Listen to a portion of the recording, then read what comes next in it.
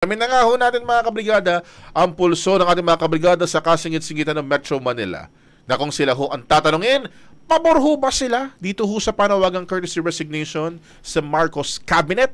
Brigada Ann Cortez, i-brigada mo! Brigada!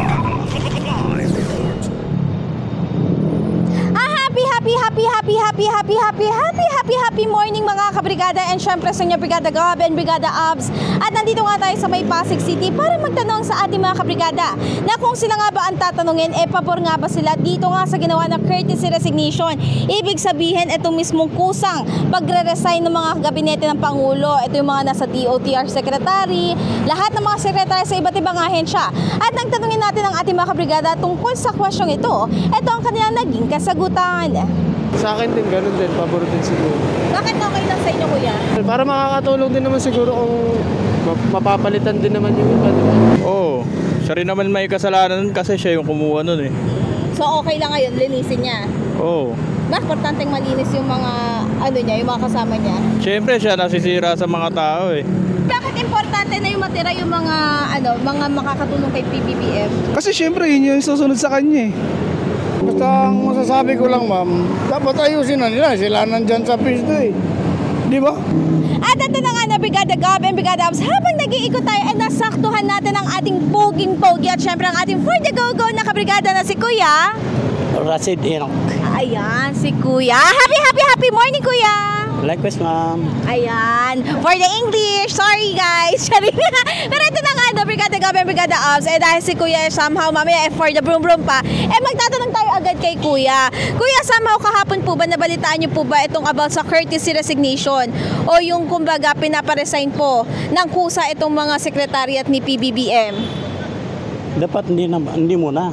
Pero narinig niyo yung balita somehow kahapon, Kuya? Yes, ma'am. Ayan. Ito, Kuya, no, speaking of that na sabi niyo dapat hindi muna. Bakit, Kuya? Bakit dapat hindi muna iparesign?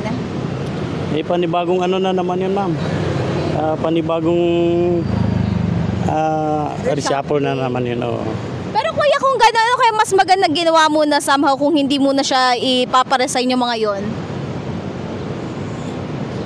Parang may kailangan mo, sa tingin niyo ba dapat nagkaroon ng resignation or dapat siya na mismo yung namili kung sino yung mga gusto niyong alisan at dapat may kapalit na? Yes, ma'am. Dapat ganun po, ma'am.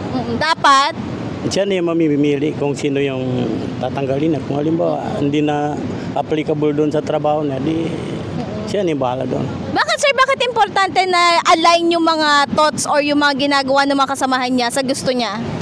Para ma'am, para unity yung yung mga halimbawa may mga project, mga gano'n, walang sumasagaban. At ayun na Brigada Gab and Brigada Abs. And dahil for the go-go si Kuya, syempre, ayan, for the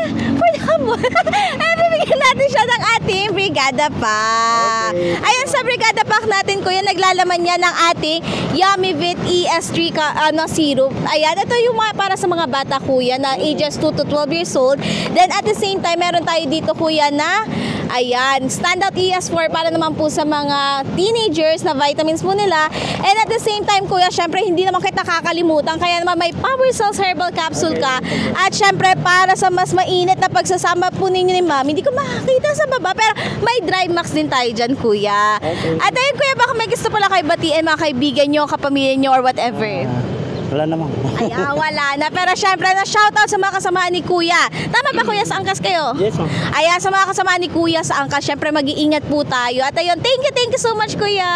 Thank you very much. Ayan. Kaya naman, Brigada Gab and Brigada Abs, mag-forward na babay na tayo. Kaya in the heart of changing lives, ako si Brigada Ann Cortez ng 105.1 Brigada News FM Manila, the Music News Authority.